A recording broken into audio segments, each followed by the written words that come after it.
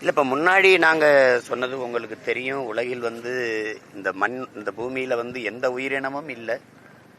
இந்த ஐம்பெரும் ஆற்றல்கள் பஞ்சபூதம்ங்கிறாங்க, நம்ம 5 பூதங்கள்ங்கிறோம். உங்களுக்கு நிலம், நீர், தீ, வலி, விசும்பு, இந்த உங்களுக்கு தெரியும் காற்று, இது இல்லாமல் உங்களுக்கு எதுவும் இல்லை. எந்த உயிரினமும் வாழ முடியாது. அப்போ அந்த ஐம்பெரும் ஆற்றல் அழிந்து கொண்டிருக்கு. பூமி இன்னைக்கு சிதைந்து அழிந்து கொண்டிருக்கு. 200 சூழியல் ஆர்வலர்கள் ஆய்வறிஞர்கள் ஐநா பெருமன்றத்தில் ஒரு அறிக்கை தாக்கல் செய்கிறாங்க. அதில் இந்த பூமியின் வாழ்நாள் 12 ஆண்டுகள் தான் இருக்கும். அதுக்குள்ளே நம்ம விழித்து கொள்ளணும், எச்சரிச்சுக்கணும். இல்லைன்னா எல்லாரும் சேர்ந்து அழிய வேண்டியதான அறிக்கை தாக்கல் பண்ணி ஒரு 2 ஆண்டுகள் இருக்கும். அந்த நேரம் எல்லாம் கூறி பேசினாங்க, பதறினாங்க. அதுக்கப்புறம் கண்டுக்கல.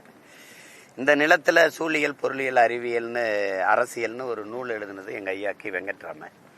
அதிலிருந்து நாங்கள் தினம் கத்திக்கிட்டு இருக்குது இந்த பிள்ளைகள் தான்.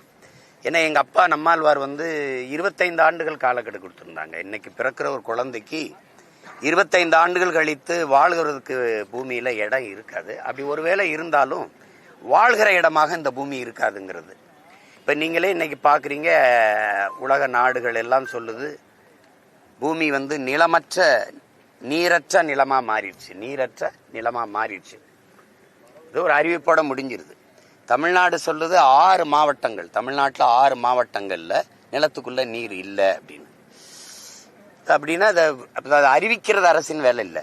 அறிவிக்கிறது உங்களை போல ஊடகவியலாளர்களின் பொறுப்பு. இந்த மாதிரி இல்லை அப்படின்னு சொல்றது, செய்தி சொல்றதுக்கு அதிகாரம் தேவையில்லை, அரசு தேவையில்லை. அதை எப்படி சரி செய்யறதுக்கு தானே அது.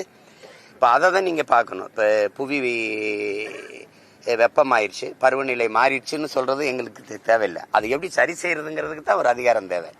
இப்போ பீகாரில் தேர்தலுக்கு முன்னாடி சொல்லலை, தேர்தலுக்கு பின்னாடி சொல்லுது 6 மாவட்டங்களில் இருக்கிற தண்ணீரில் யுரேனியம் கலந்துருச்சு. அதனால தாய்ப்பாலில் கலந்துருச்சு. தாய்ப்பால் யுரேனியம் கலந்து நஞ்சானதுனால பிறக்கிற குழந்தைகள் எல்லாம் பிரச்சனையோட பிறக்குதுன்ட்டு. தேர்தலுக்கு முன்னாடி சொல்லியிருந்தா அது வேற. தேர்தலுக்கு பின்னாடி இதை அறிவிக்குது. இப்போ அறிவிக்கிறதுக்கு அரசு தேவையில்லை.